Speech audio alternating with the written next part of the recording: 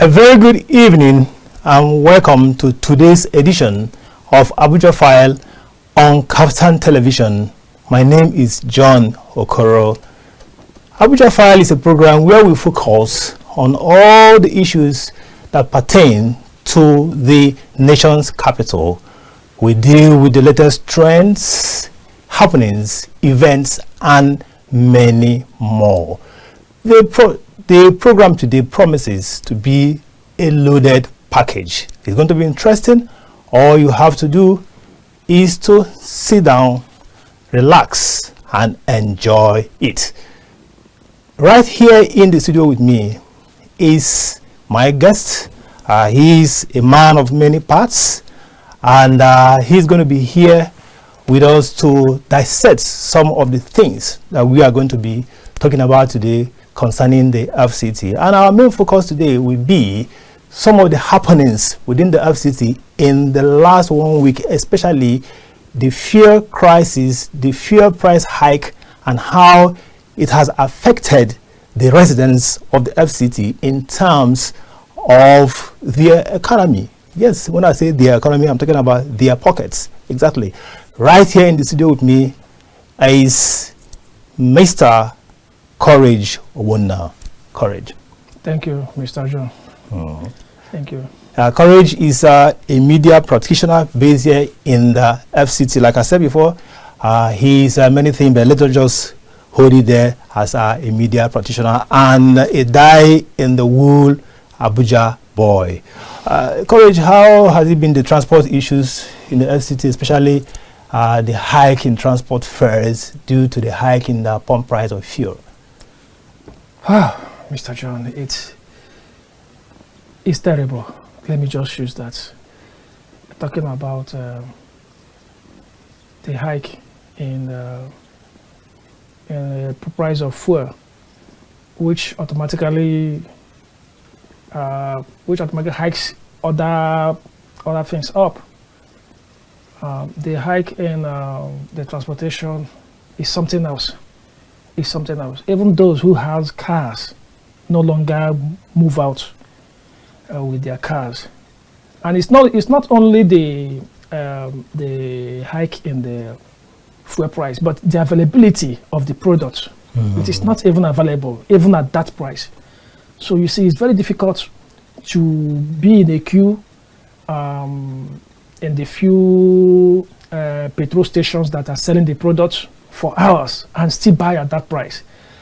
We are wasting man hours, precious man hours at the petrol stations, and the people who are using public transport are not finding it funny because it's almost 200% increase. I had places where before you spend like 500 naira has now gone to about 1.5.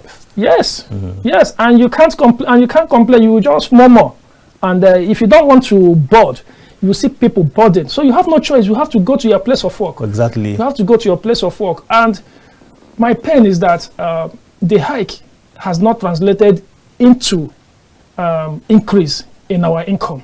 The income still remains stagnant, while the expenses keeps increasing. It's not a funny situation, Mr. John.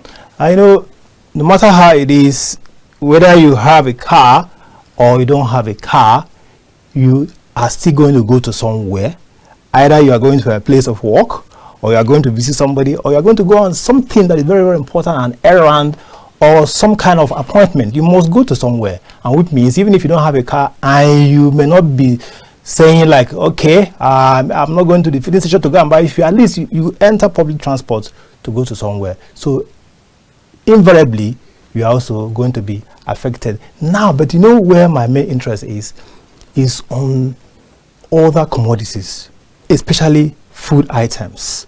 Because if you go around the markets in the FCT, you will see that within the last 48 hours, that everything has just skyrocketed. People, have been crying that that these things are high, they're high, but within the last 48 hours from Tuesday, they have even gone higher than expected. So, as somebody who lives within the nation's capital here, and you've been going to these markets, what has been your experience, at least in the last few days, even if it's not food items, other essential commodities? You cannot ask me even if it's not food items, because I have to buy food for the family, even if I'm not the one going to the market. At least the madam in the house do go to the market, and once she comes back, and her going to the market is based on your economy. On my economy. And when she comes back, I have to, when I see the small quantity of things, but compared to the huge amount given, you ask questions. And once a woman begins to complain that things are hard in the market, believe me, things are hard. In Nigeria, I don't know if it's in our DNA. Once there is an increase in petrol, in fuel, invariably other things, there must be an increase in other things, including food items. And sometimes you don't blame the people selling it, because the person who have to bring in farm products from KEFI, also we buy fuel, and the fuel the pickup or the truck used to convert the food item.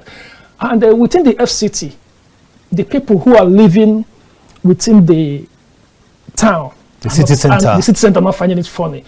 The only people who have a little bit of succor is those who lives in the outskirts, because they live nearer to the food source, so it's easier for them. It's a little bit cheaper for them to buy at cheaper prices than people who lives within the city center.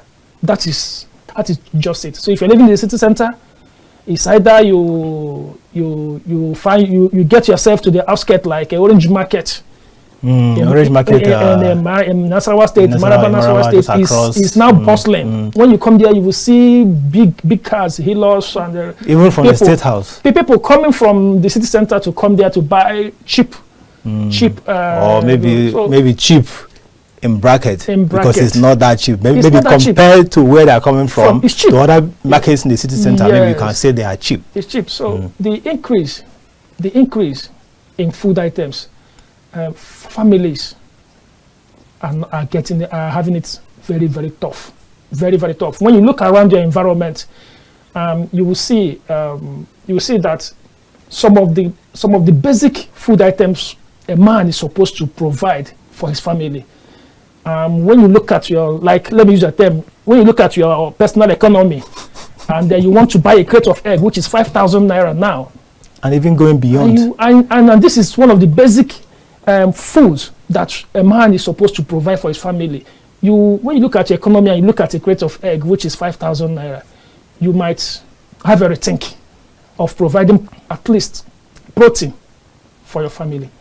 It's tough. It's very, very tough. And for the residents of the FCT, just like other Nigerians, we have been looking for options. At the time when semovita, went high, people had to resort to other, like the cornmeal, combining it with the cassava flour to combine them to give you what looks like a cornmeal or something like that. But even that too has also gone very high as it is. So people have been stretched and stretched and stretched and stretched. I don't know whether we still have any form of elasticity anymore to continue stretching, especially for the residents of the FCT. I know it has always been said, especially for those who live in the city center, that the FCT is expensive, right? Especially in the city center here.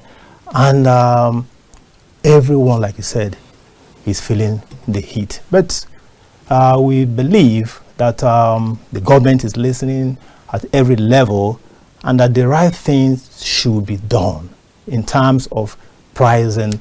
Because like you said in your submission, that every facet of the economy actually revolves around the pricing of fuel. And once anything happens to the price of fuel, then every other thing will go up. All right, let's look at the issue of insecurity in the FCT. For months now, it's been from one story to another story, especially for those who live around the Buhari area, this issue of kidnapping, have been something that then within the city center, you still have crimes such as one chance robbery, such as burglaries, and so even kidnapping within the city center here in Abuja. So I know also that the FCT Police Command and the FCT headed by the Minister of the FCT, Barrister Somike, that have been doing quite a lot to at least to nip this issue of insecurity in the FCT in the bud. What's your take on this? The insecurity in the FCT as a full-time Abuja boy. Mr. John, let me start from the first point which you raised, which is the insecurity around Buhari, Oshafa. Oshafa, Axis. One peculiar thing about that area is the geographical location. They share a common boundary with Kaduna State. And Niger. And those areas are heavily forested. So it's easier for these criminals to move under the shade of the forest, to come into the FCT and commit a crime and quickly go back to wherever they into the forest again and disappear wherever they come from. We've had cases of where people were kidnapped in Buhari, and the ransom was paid somewhere in Kaduna State. And the person was released in Kaduna State to be returned to Buhari. So it is that their geographical location, that their proximity to Kaduna and the Niger State, is one of the things that is hampering, to me, that is responsible for the incidents of kidnapping, the rising cases and the high cases. But I think these days it's not as rampant as it used to be. That is true. Before. Unlike before, whenever you watch the news or open the newspapers, you see kidnapping in at least a week. You see like 2 or 3 cases there. But it's reason I don't know the strategy the FCT command, police command is using, but I think they need to do more. Like Oliver Twist, who always ask for more, they need to do more. Then on the issue of one chance, I must commend the police for that. Before, there are several routes in this FCT that once it's 6 p.m. and you don't board your vehicle at designated parks or points, when it is still daylight, it's 50-50. But now I think moving around Abuja, you will see that the issue of cars, unmarked cars, picking people from the roadside have drastically reduced. Unlike before, you will see anywhere along the road is a park, it's a mini park. So I remember there was a sensitization that if you want to board, go to a designated park and board to avoid these. But the issue of, and then there was the issue of painted taxis too. Yes, and the issue of one chance has reduced. Unlike before, I used to know, I used to see, I used to witness, so it has reduced. And kudos to the CP, and like I always said, more needs to be done because the FCT needs to be completely crime-free. Even kidnapping too.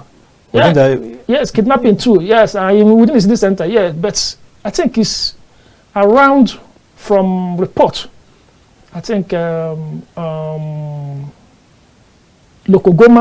those Okoro ASICs. Few months ago, I did reports of two persons who are being kidnapped. The Okoro ASICs, and there are some villages behind those places, and there are hills, there are bushes, hills around that place. So most of the times, those kidnappers used to come in from those hills, commit and go back and to return to those places. But we are believing that the FCT Police Command is taking note, and they have to do what is necessary, at least to limit these crimes to the barest minimum. The barest minimum, because crime is generic. There is nowhere around the world, even some of the biggest cities, that are crime-free. But the difference is that the deterrent from the authorities is always what makes the difference. Now, still on the issue of security, now schools, within the week again, the FCT Command, also in collaboration with the Federal Capital Territory Administration, launched what they call the Safe or the School Protection Squad, which is also an offshoot of the Save Schools initiative of the federal government. And the CP Bennett were actually said that that School Protection Squad will be a kind of hybrid of people from the various security agencies, the police, the army, the civil defense, including vigilantes and hunters. And the aim is, as soon as schools resume coming next week, I'm sure Monday, Monday, maybe from the 9th or thereabout, that schools in the FCT will be protected. Because just like you mentioned, you know, around Buhari there, because of the issue of kidnapping, you know, some parents are even afraid of sending their children to go to around Buhari for boarding schools and everything. But with this school protection squad set up now by the FCT administration in collaboration, or with the police in collaboration with the FCT administration, you know, what's your take on that, on the issue of protecting our schools? Because you remember that during all these years of banditry, insurgency, that schools have suffered a lot. There are still students who were abducted from their schools who are yet to return home years after. I don't want to mention the Chibok girls because it's already part of our dark history. But even beyond the Chibok girls issue, there are other students who are still in captivity till today. Mr. John, that initiative is welcome. It's a welcome development, because it would be a national embarrassment if tomorrow we woke up and hear that students from the FCT were kidnapped from their schools. From their schools. It would be a national, not only for the FCT, but for Nigeria as a whole, that students from the nation's seat of power, where every security apparatus is located, that students were kidnapped. So that initiative is a welcome development. And I would also like to add that they should beam their searchlights more on this initiative to schools that are located within the border areas of the FCT. Talking about Abaji, talking about Rubochi, talking about Wale, Orozo, you know, Karishi, all those, Buhari, and some other places. All those areas, they should beam their searchlights more on those border areas, because we have some high-profile schools within around all those border areas, boarding schools. So they should beam their satellite more on these areas, so that they will stop the influx of those criminals who wants to come into the FCT from outside the FCT to commit crimes, so that it will be stopped at that point. Because if it's stopped there, it is very difficult. It is very difficult for criminals within the FCT to perpetrate such crime. Exactly, because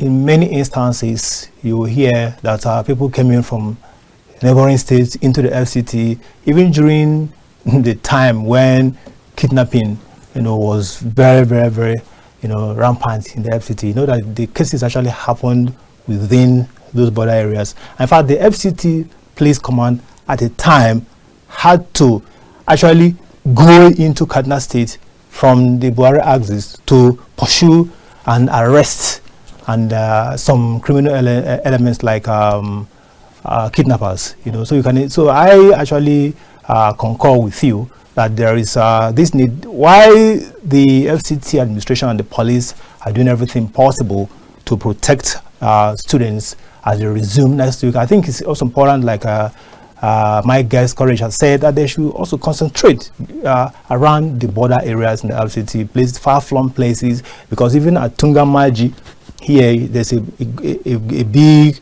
federal or FCT secondary school in Tungamaji. That's a boarding school, and you know Tungamaji is not far away from the boundaries between the FCT and Niger State. I also know that the Niger State is also one of the centers of banditry and kidnapping. In fact, Niger State has actually had its own fair share of students' abductions, you know, over the years. So I think it's very important, that call that you made. I know they said that they will be using drones. You know, they want to apply technology using drones to cover these places. Courage, just before we leave, you know, the issue of public transport in Abuja, you know, I don't know how long it will take for the public transport system in the city, in the nation's capital, to be stabilized. Because you find out that almost every commuter who comes into the city either comes in via what they call kabu-kabu, private individuals who are just using their own vehicles to hustle.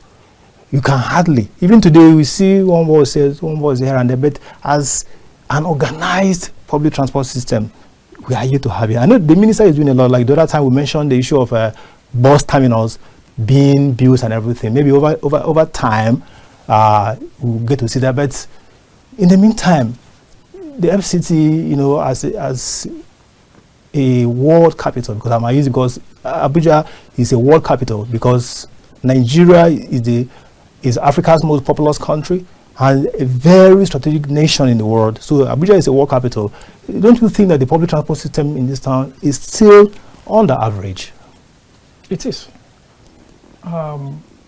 Anytime I pass along the Kubwa Expressway and I look at the terminals where those Abuja urban mass transit buses are parked, you see plenty of them parked there. I always ask myself, what are these buses doing here? How are they not employed to be running within the city? At least within the city. Nigeria should, FCT should borrow a leaf from Lagos State in terms of efficiency of public transport. You know, in Lagos, when you want to, assuming you want to board a bus from Ketu to maybe Opalende, and you use a bus run by private individuals, popularly called Danfo, you might pay 1,000. Nice, but when you use the Lagos BRT, you see that there is almost a 50% slash. Why using that BRT, which is faster, which is more comfortable, exactly, which runs on its own, safer, which runs on its own dedicated lane.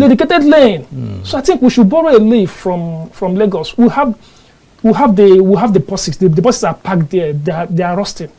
The buses are parked there. We shouldn't leave the issue of public transportation in the hands of private individuals to avoid exploitation of the people. Exactly, like the one chance thing that we talked about. Yes. It's about the private if we should borrow taxis. A leave and operate, and the government has dedicated buses that plies different routes. Number one, it will be cheaper. Number two, it will be safer. Number three, it will be more comfortable. It will be more comfortable. It will be more comfortable than plying with the ones that are run by private individuals. The kabu-kabus. Yes. And there's also one thing that has also dominated the city. That's the issue of touting Agbero. You know, though because of time constraints, we might not be able to exhaust the whole issue there. But I think it's becoming a very big menace in the city. If you go to places like AYA, Area 1, Bega, it's just total confusion, and it is unbecoming of a world-class city like the FCT, like Abuja, to have such practices where thugs basically occupy public spaces and just run amok. Yeah. One of the most notorious places you mentioned where those tout operate is Area 1 and Area 1 along that Apple Bridge. And the Area 1 main roundabout itself. Yes. When they impound the car, I once came down, I was watching, I asked them, this car you impound, how much is the penalty? They say 40,000. Which pocket is that money going into? And what It is offense? What offense Has the person committed? You might have a call and you just say, okay, let me park by the roadside and pick a call. You will see them; they will start dragging your steering and Pulling off, and there are numerous accidents that has happened along that side. Cases of where touts will jump into your car and start dragging the steering. With you, you don't know if they are kidnappers, if they are thieves, if they are there is no regulation. That's a revenue or whatever. Needs to be properly regulated. Let us know who is running this thing, and let us know where the fees for impounded vehicles are going into. It needs to be properly regulated. And let us also know why non-state actors like some of these towns control public places to tell people park here, don't park here, and once you park somewhere it becomes an issue. Well, I think that's the size of our package today on the program Abuja File. Courage, Ogbonna, it's a pleasure to have you right here in our studio, and I believe that when we call you again that you will be here. Thank you for coming. Thank you very much. All right, the program will come your way same time next week. All I have to say is that let us continue to be good citizens despite all the challenges that we face as a people. But because we have hope, we believe that in due course all will be well. My name is John Okoro. See you same time next week. Goodbye.